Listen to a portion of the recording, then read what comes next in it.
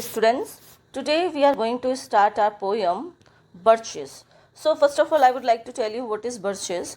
Birches basically trees होते हैं जिनका जो ट्रंक होता है वो थोड़ा सा पतला होता है और वो बहुत ही ज़्यादा फ्लैक्सिबल होते हैं.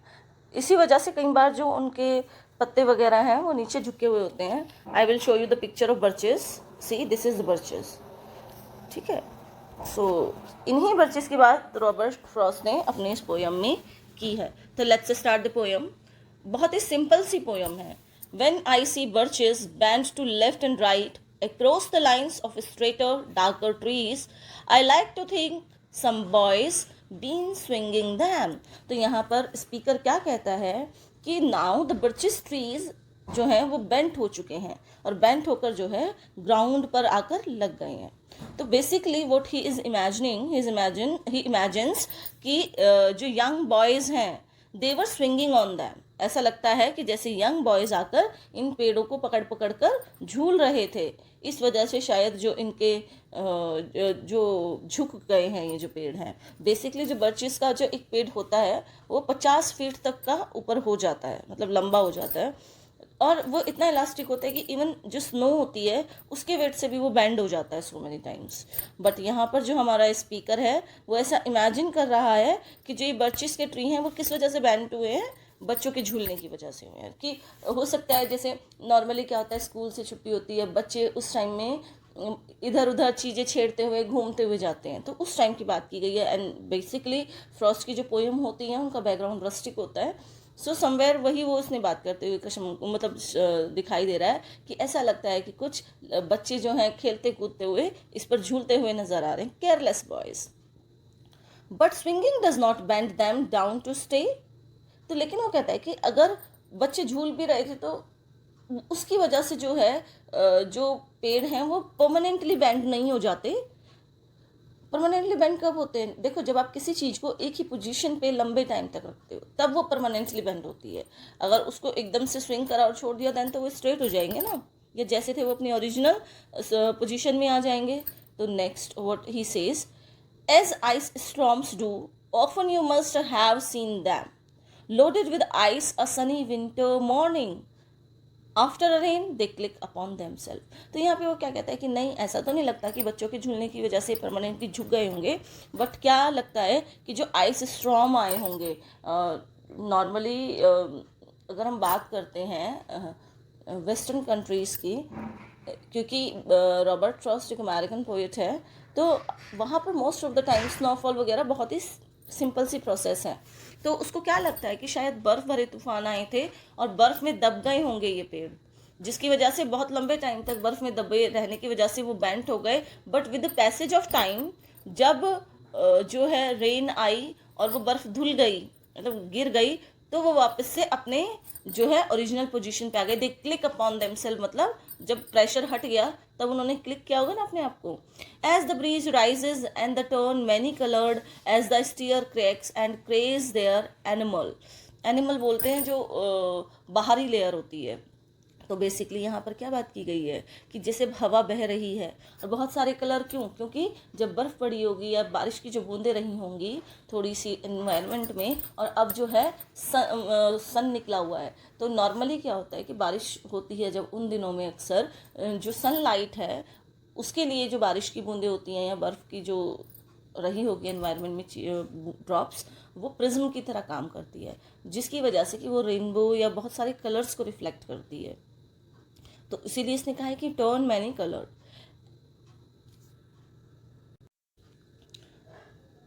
And the stir cracks and crazes with enamel. देखो, जब हम एनिमल बेसिकली होता है मैंने जैसे बताया आपको आउटर लेयर होती है, लेकिन ये हमारे टूथ पर होता है. जो हमारे टीथ्स होते हैं उनकी आउटर लेयर होती है और इसी की वजह से जो है टीथ्स को शाइन वगैरह मिलती है, शाइनी होते हैं हमारे टीथ्स, तो उसको एनिमल बोलते हैं. तो उसकी कंपैरिजन की हुई है किससे?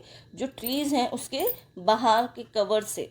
तो वो जब हम वर्ड ये यूज़ करें दैट मीन्स कि जो बाहर का कवर है वो कैसा होगा, क्योंकि हमारा जो टूथ का एनिमल है वो कैसा होता है, ये शाइनी होता है. शाइनी तो होता है बट चमक, लेकिन साथ ही बहुत स्ट्रांग भी होता है. तो सिमिलरली जो ट्रीज़ की बाक है उसको कंपैरिजन किया है एनिमल से, और ये क्या कहता है कि वो हार्ड है, शाइनी है, ग्लॉसी है.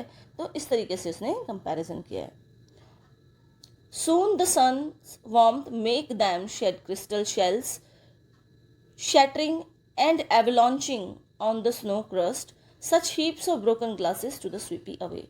So what is avalanches? जब बर्फ़ भरे बहुत बड़े तूफान आते हैं, या जब हम कहते हैं ना कि जो वो बर्फ़ है वो खिसक गई, बर्फ़ के बड़े बड़े पहाड़ जो हैं वो खिसक जाते हैं, और इसको हम क्या बोलते हैं, इसको हम एवलांच बोलते हैं। लेकिन यहाँ पे ना कोई एवलांच नहीं आया है। जो रॉबर्ट फ्रॉस्ट जो उसने लैंग्वेज ऐसी यूज़ की है, तो वो मतलब क्या बता रहा है कि धीरे धीरे जैसे सन निकल रहा है, तो जो जैसे दिन गर्म होते जा रहा है, तो जो पेड़ों की जो आइस है वो मेल्ट होनी तो शुरू हो ही गई है, लेकिन जो बाकी आसपास भी बहुत सारी बर्फ़ जमी थी वो भी मेल्ट होनी शुरू हो गई है। वहाँ पे जो है, जो आइस है उसके अंदर क्रैक्स आने शुरू हो गए हैं। तो बेसिकली जब अब ये आइस में क्रैक्स आ रहे हैं, इसको इसने एवलांच के साथ कंपैरिजन किया है, क्योंकि नॉर्मली जब एवलांच आते हैं तो ज़मीन मतलब फट जाती है और बर्फ़ के नीचे लोग दब जाते हैं, या कई बार एक बर्फ़ का तूफ़ान आता है, तो उसके साथ इसने लैंग्वेज को ऐसा कर दिया है बहुत ब्यूटीफाई करने के लिए। ठीक है, क्योंकि देखिए सर्दियां हैं और अब शायद जाती हुई हैं, लेकिन बर्फ़ जमी हुई है, तो now the snow is crusty because sun has melted the top of the layer of the snow. क्योंकि जब सनी डे है और सबसे पहले कौन सी लेयर जो है मेल्ट होती है, अपर लेयर। सो इस वजह से जो स्नो है वो क्रस्टी हो गई है, right. So this is the thing which he has discussed. And the shattered ice जो है that collects below the tree, जैसे कि हम कहते हैं ना कि हम स्वैप्ट कर रहे हैं इन द डस्ट पैन चीज़ों को, इस तरीके से उसने बात की है। Such heaps of the broken glasses, such heaps of the broken glasses to sweep away. I already told you. You don't think the inner dome of the heaven had fallen. They are dragged to the withered barken by the load, and they seem not to break down once they are bowed. See, यहाँ पे comparison की गई है, यहाँ पर comparison की गई है किस चीज़ की? देखो मैं बताती हूँ, जो ओल्ड जूडिस क्रिश्चियन रिलीजन था उसके अंदर ऐसे माना जाता था कि जो स्काई है ये एक टॉम की तरह समझ लो तुम, that separate heaven and earth. And similarly जब आप इसको पढ़ते हो, डूम यहाँ पर एक और ग्लिम्स देता है एस टी कॉलरिज की पोयम कुबला खां के अंदर भी कुछ ऐसा सा रेफरेंस आता है, तो वो इनर डूम की बात करता है यहाँ पर। और यहाँ पे ये क्या करता है, ये बोलता है कि जो बर्चिस ट्री हैं they are dragged to withdraw backward to the load and they seems not to break though once they are bowed. ऐसा नहीं लगता कि इनको तोड़ा गया है, ऐसा लगता है कि कभी ये बोव्ड थे, मतलब झुके हुए थे, इसीलिए ऐसा नहीं लगता जैसे तोड़े गए हैं, बट झुके हुए नज़र आते हैं, जो कि बहुत लंबे टाइम तक आइस में रहने की वजह से शायद हो गए हैं। So low for long, they never right themselves. You may see their trunk arcing in the wood, years afterward, trailing their leaves on the ground like girls on hands and knees that throw their hair before them over their heads to dry in the sun. अब आप देखो कितनी अच्छी comparison की गई है। ये कहता है कि देखने में ना ऐसा लगता है कि जो इनके ट्रंक्स हैं, मतलब वो इतनी मतलब इसके जो पत्ते ऊपर से वो झुके हुए हैं, और जो ट्रंक्स है वो इतनी गोल हो चुकी हैं, इतनी आर्क बोलते हैं गोल को, या बाहरी किनारा जो सर्कल का होता है उसको आर्क बोलते हैं, तो उसके जैसी हो गई हैं। और ये देखने में कैसी लग रही हैं, जैसे स्कूल की लड़कियां जो हैं वो अपने घुटनों पर बैठकर बो करके झुकाकर अपने गीले बालों को सन की तरफ करके करी हुई हैं, जिससे कि उनके जो बाल हैं वो सन की लाइट में सूख जाएं। लेकिन जो पेड़ है उनके बाल तो कितने लंबे लंबे हैं, दैट मीन्स जिनको सूखने में तो ना जाने कितने साल लग जाएंगे। इस तरीके से इसने कंपैरिजन की है। Before them over their heads to dry in the sun. लड़कियों को बोला है कि ऐसा लगता है कि जैसे लड़कियां झुककर बैठी हैं और अपना बाल सुखा रही हैं, किसमें, सन में आगे करके, ऐसे ही पेड़ भी लग रहे हैं। Before them over there, but I was going to say when the truth broke in with all the matter of fact about the ice storm. अब यहाँ पे देखिए ट्रूथ की बात करता है, तो समवेयर हमें लग रहा है कि जब अब जो फ्रॉस्ट है वो अपने आइडिया को शिफ्ट करने वाला है, ठीक है।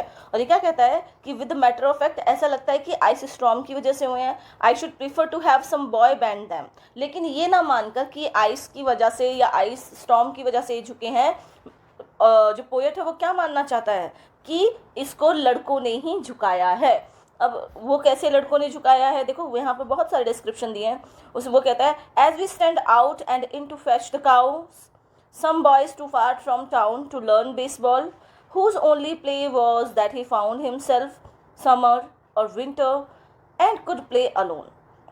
तो यहाँ पे कहता है कि कैसे बच्चों ने झुकाया, शायद वो बच्चे जो अपनी गायें चराने आए हुए थे वहाँ पर खेलने लग गए होंगे, पेड़ों पर चढ़ने लग गए होंगे, या फिर वो जो बेसबॉल सीखने आए थे, या फिर वो लड़के जो बिल्कुल अकेले रहते हैं, आइसोलेट रहते हैं, शायद ज़्यादा लोगों से बातें नहीं करते हैं, लेकिन वो भी पेड़ पर खेलकर एंजॉय कर रहे हैं, जिसकी वजह से जो बर्चेस के ट्रीज़ हैं वो झुक गए हैं।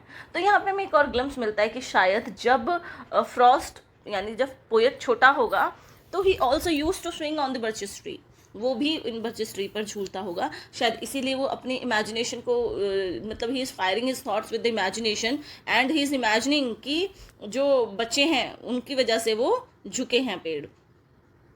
One by one we subdue his father's tree by riding them down over and over again. तो कहते हैं कि पेड़ झुके भी कैसे हैं कि जैसे अपने फादर के साथ वो जा रहे होंगे, फादर जो है काम पे गए होंगे और वो क्या कर रहे हैं, बार बार पेड़ों पर चढ़ रहे हैं और उतर रहे हैं, बार बार पेड़ों पे चढ़ रहे हैं और उतर रहे हैं। इसकी वजह से जो पेड़ हैं वो कहीं ना कहीं झुके हुए नजर आ रहे हैं। Until he took the stiffness out of them and not one but hung limb, not one was left for him to conquer. He learned all there was to learn about not launching out too soon and not carrying the tree away. अब आप देखो, अगर आपने ना 9th-10th में science पढ़ी होगी तो उसके अंदर क्या होता है, एक लीवर होता है ना, तो जो ये पत्ते हैं ये उसी की तरह काम कर रहे हैं, एक बीच में वो टिक सा लगा देते हैं जिसकी वजह से हम वेट उठाते हैं। तो वो इसी तरह से इसको डिस्क्राइब करते हुए नजर आ रहा है कि अगर वो ज़्यादा जल्दी कूद जाते हैं बच्चे पेड़ से, मतलब पेड़ों पे स्विंग कर रहे हैं ना, अगर वो टाइम से पहले कूद जाते हैं तो दैट कैन हर्ट ट्री, मतलब उसकी वजह से वो टूट सकते हैं। तो इसीलिए उनको बहुत धीरे से जो है उतरना है या लॉन्च करना है, मतलब बहुत धीमे से उतरना है। मतलब बिल्कुल टोटली साइंटिफिक बताया गया है कि अगर लीवर, पुली और फोर्स तीनों एक डायरेक्शन में नहीं हो, इन अ प्रॉपर मैनर नहीं हो, तो चीज़ें टूट जाती हैं। तो उसी को यहाँ पे ये डिस्क्राइब करते हुए नज़र आ रहा है। And so not carrying the trees away clear to the ground, he always kept his poise to the top branch, climbing carefully with the same pains you use to fill a cup, up to the brim and even above the brim.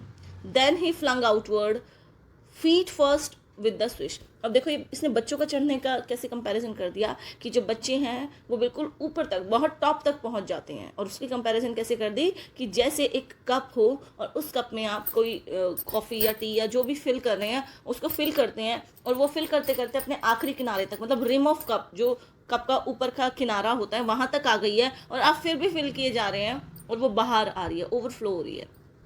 इसी तरह से बच्चे जो हैं, जैसे जब T है आखिरी लिमिट तक भर जाती है और तब वो उसकी रिम तक आती है, उसकी ब्रिम तक आती है, ऐसे ही जो बच्चे हैं वो बिल्कुल आखिरी ऊपर तक, हाईएस्ट पॉइंट तक चढ़ चुके हैं। एंड देन वो जो हैं फ्लंग उस पर कर रहे हैं, या मतलब ऐसे कर रहे हैं, kicking the way down through the air to the ground, so was I once myself a swinger of birches, and so I dream of going back to be.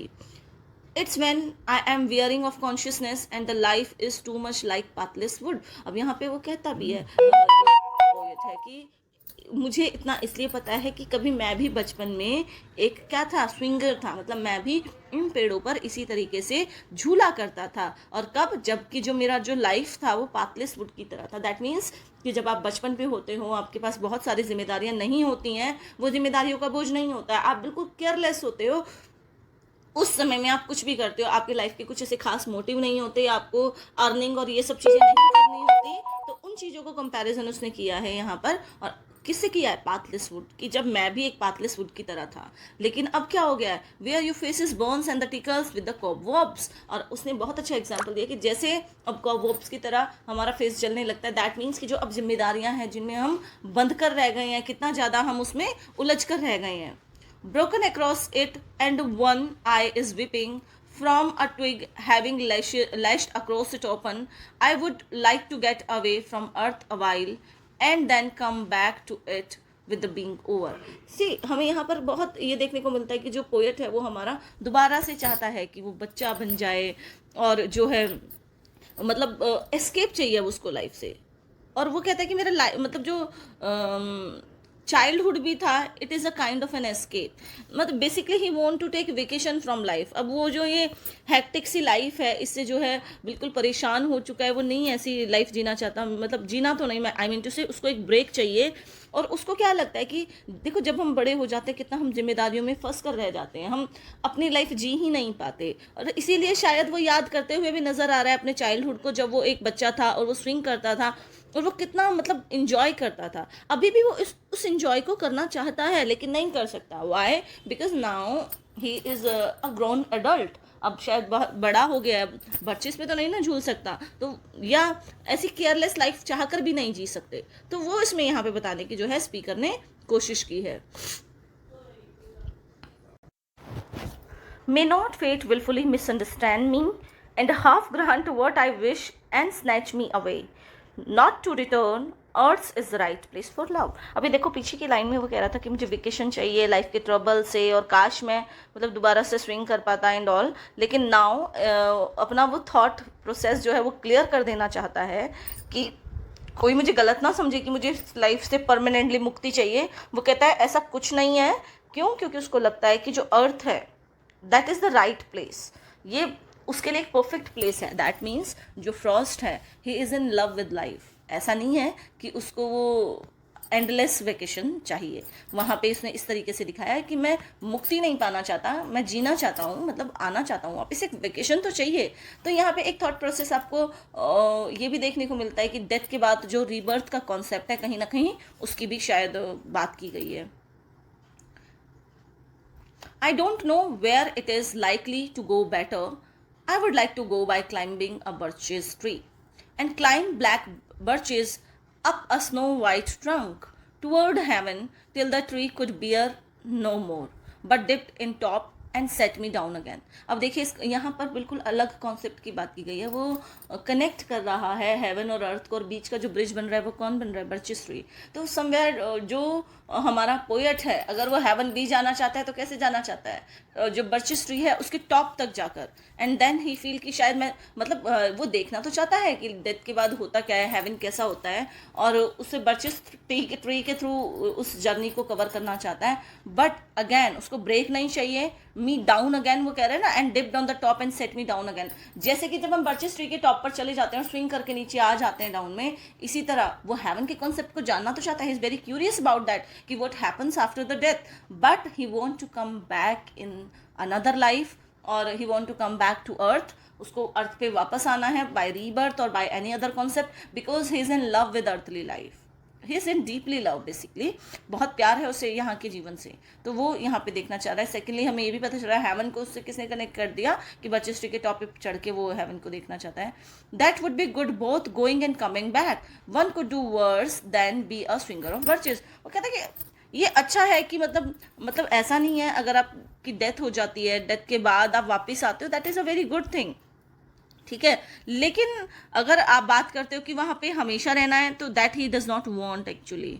तो यहाँ पे जस्ट यही बात की गई है कि इस जर्नी को कंप्लीट करना और वापस आना ठीक है, वो चीज़ अच्छी है, but I want to come back. Basically उसको वापस आना है इस लाइफ के अंदर, ठीक है। और वो कहता है कि मतलब बर्चेस पे तो उसको स्विंग करना इतना पसंद है कि he want be a swinger of birches, कि वापस से मैं इसको करूं। तो यहाँ पे हमारी पोएम जो है ख़त्म हो जाती है। In the next video we will discuss provide.